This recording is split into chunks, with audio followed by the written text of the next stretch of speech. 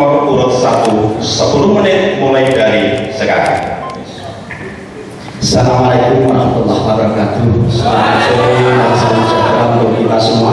KPU Kabupaten Trenggalek yang saya hormati, JTB yang saya hormati, para pemirsa, khususnya warga masyarakat Kabupaten Trenggalek yang saya cintai dan saya banggakan. Puji syukur kehadirat Allah Subhanahu wa taala atas segala limpahan rahmat keselamatan. Sore hari ini kita bisa menyaksikan debat untuk calon Bupati Trenggalek 2015 kepada Syekh Barafiah dengan mengambil tema yaitu pelayanan publik di bidang pendidikan, kesehatan, dan kesejahteraan. Hadirin yang saya hormati, visi kami adalah mewujudkan Kabupaten Trenggalek yang sehat, cerdas, berakhlak, dan berdaya saing dengan misi yaitu mewujudkan pelayanan publik yang prima.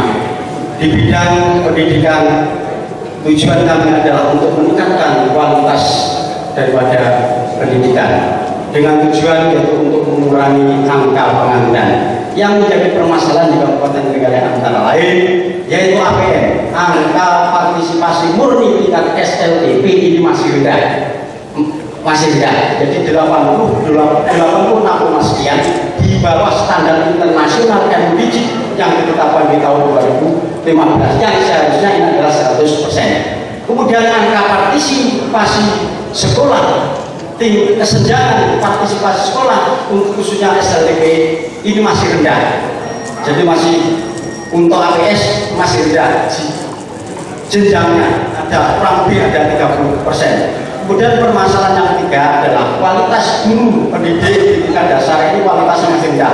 Ini terbukti bahwa 25% masih 25% ini guru mata pelajaran, sedangkan yang 75% ini adalah guru kelas, sehingga untuk profesional terhadap mata pelajaran masih kurang. Yang keempat berikutnya adalah permasalahan di Kabupaten Trenggalek ini adalah angka pengangguran semakin tahun semakin meningkat dan meningkat. Mencari pekerjaan banyak yang belum ditempatkan dan dari tahun selalu meningkat.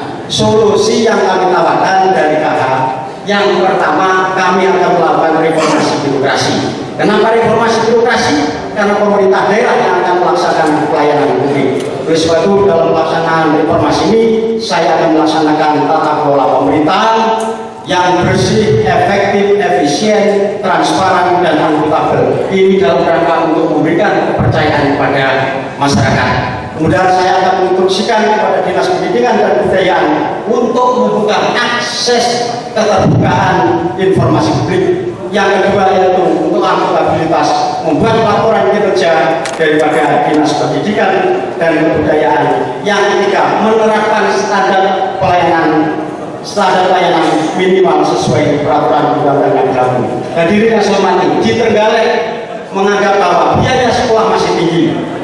Kalau sebelum reformasi ada SPP tapi merasa murah, sekarang dibuat SPP tapi tinggi. Ini salah satu di antaranya yaitu sarana prasarana pendidikan masih kurang, sehingga wali murid selalu dimintai bantuan, sumbangan, dan seterusnya. Oleh sebab itu, kalau kami jadi terutama nanti salah satu di antaranya yaitu memberikan sarana prasarana pendidikan, mulai mungkin komputerisasi, buku-buku, kemudian seragam ini yang sering menghantui setiap awal tahun anggaran. Kalau memang kemampuan keuangan daerah mampu, pasti seragam akan saya bebaskan kepada seluruh masyarakat. Kemudian untuk meningkatkan APS yang tinggi, ini kenyataannya yang meneruskan SLTP ke SLTA rendah, yang SLTA yang kuliah ini semakin kecil di bawah 20%. Oleh sebab itu saya mendorong agar SMK di tiap kecamatan itu ada. Kenapa? Ketika tidak meneruskan harus menjadi lulusan yang siap pakai, yang siap bekerja. Karena kenyataannya angka pengangguran di Kabupaten Trenggalek selalu meningkat dan meningkat. Mungkin itu dari bidang pendidikan. Selanjutnya untuk bidang kesehatan kami silakan Pak Anggoro. Assalamualaikum warahmatullahi wabarakatuh. Pelayanan umum di bidang kesehatan di sini adalah memiliki misi peningkatan derajat kesehatan masyarakat, sehingga diharapkan harapan hidup masyarakat Trenggalek akan menjadi lebih lama. Masalah-masalah di Kabupaten Trenggalek, tingginya angka kematian ibu melahirkan, juga maraknya penyakit yaitu malaria, demam berdarah, HIV AIDS tahun 2007 ada 7 kasus, 2014 meledak menjadi 38 kasus. Juga pola hidup masyarakat dalam kesehatan yang masih rendah, karena itu KH melakukan langkah-langkah akhirnya sebagai berikut. Satu adalah melakukan reformasi birokrasi di dinas kesehatan maupun rumah sakit, kemudian mewajibkan dinas kesehatan maupun rumah sakit untuk melakukan laporan kinerja, menerapkan pelayanan standar minimal, dan selanjutnya adalah penguatan di dalam pelaku-pelaku kesehatan dan khusus untuk melakukan dialog rutin terhadap rumah sakit sosial sehingga pelayanan terhadap masyarakat semakin membaik. Juga untuk perbaikan pelayanan kesehatan dasar khusus kecamatan yang wilayah penduduknya padat, itu KH akan membangun yang namanya puskesmas, juga puskesmas membantu. Juga terhadap pelayanan masyarakat yang rujukan di sini wajib dan menginstruksikan kepada pelayan-pelayan rumah sakit untuk lebih lama, lebih cepat, lebih tanggap, dan tentunya tidak diskriminatif.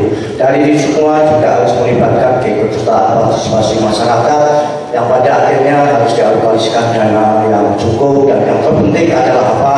Yaitu pendekatan perilaku budaya hidup sehat di masyarakat Trenggalek. Ini penting karena apa? Dilakukan pendataan, sosialisasi untuk masyarakat dapat hidup lebih sehat.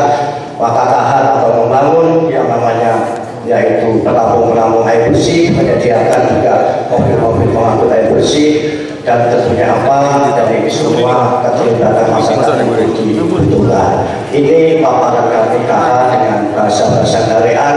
Apakah ini sebuah retorika? Apakah ini sebuah realitis? Untuk nanti masyarakat yang memiliki hak meneliti dan untuk memutuskan akan dibawa kemana Trenggalek 5 tahun yang akan datang. Mohon oleh untuk bidang kesejahteraan ini kami akan meningkatkan kesejahteraan bidang sosial, yaitu mempercepat penanggulangan kemiskinan. Cuma problem di Kabupaten Trenggalek, angka kemiskinan lebih tinggi daripada nasional, lebih tinggi dari kabupaten.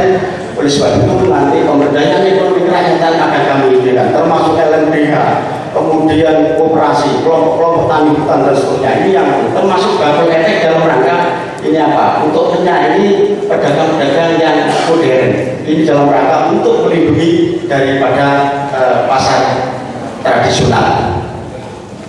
Permasalahan kita salah satu diantaranya adalah 50% ini adalah wilayah hutan. Kemudian banyak tanaman pinus, 60% gundul. Pinus ini termasuk yang rakus terhadap air, sumber air mati dan seterusnya. Oleh sebab itu kami akan memfasilitasi nanti LMDH bisa mengerjakan hutan dengan arah yang taman-taman yang mulai mempunyai nilai ekonomi tinggi. Kita tidak usah ragu lagi untuk kecamatan Wakulimo, sebagian kecamatan Kampak dan juga Kabupaten Munjungan membuktikan di sana adalah masyarakatnya sejahtera. Inilah yang akan kita kembangkan, yang akan saya kembangkan kalau memang KH terpilih menjadi bupati maupun wakil bupati. Tidak usah untuk perhutani tidak usah risau, karena ini salah satunya juga untuk pelaksanaan tugas dan fungsi perhutani. Apa tugas fungsi perhutani? Fungsi ekologi akan tercapai, fungsi pemberdayaan, fungsi sosial juga akan tercapai karena ini langsung melibatkan masyarakat. Fungsi ekonomi masyarakatnya juga dapat hasil, perhutani juga hasil, hutannya hijau royo, sumbernya juga awet. Ini kita kembangkan dari KH. Dan kemudian saya melengkapi dari Pak Handoko, khususnya Trenggalek itu karena rawan bencana, untuk daerah-daerah kekeringan nanti menambah mbak, dan kami akan pertegas mempercepat nanti menyediakan tanki-tanki truk mengangkut air dari tanki yang selalu ready dan siap di setiap kecamatan yang rawan bencana. Kami kemarin Desa Sawan dan seterusnya, di sana banyak kekurangan air. Mau adakan kita pipanisasi, tapi airnya ada di bawah. Oleh sebab itu, mau tidak mau kita harus menyediakan tanki-tanki yang disesuaikan kendalanya dengan kondisi lapangan. Ada mungkin yang untuk truk besar, ada mungkin yang pickup banyak. Ketika saya turun di sana, itu tidak bisa dilalui tergesa. Oleh sebab itu ini nanti menjadi perhatian kami secara serius karena setiap orang pasti membutuhkan. Waktunya habis. Ya, kita kasih aplaus untuk pasangan. Terima kasih. Dan saking semangatnya, lupa dengan tata tertib. Kami ingatkan kembali bahwa jel-jel, tepuk tangan, dan lain-lain yang mengganggu pembicaraan calon itu boleh bertepuk tangan, tapi di akhir sesi dalam menyampaikan visi misi ataupun tanggapan dan pertanyaan.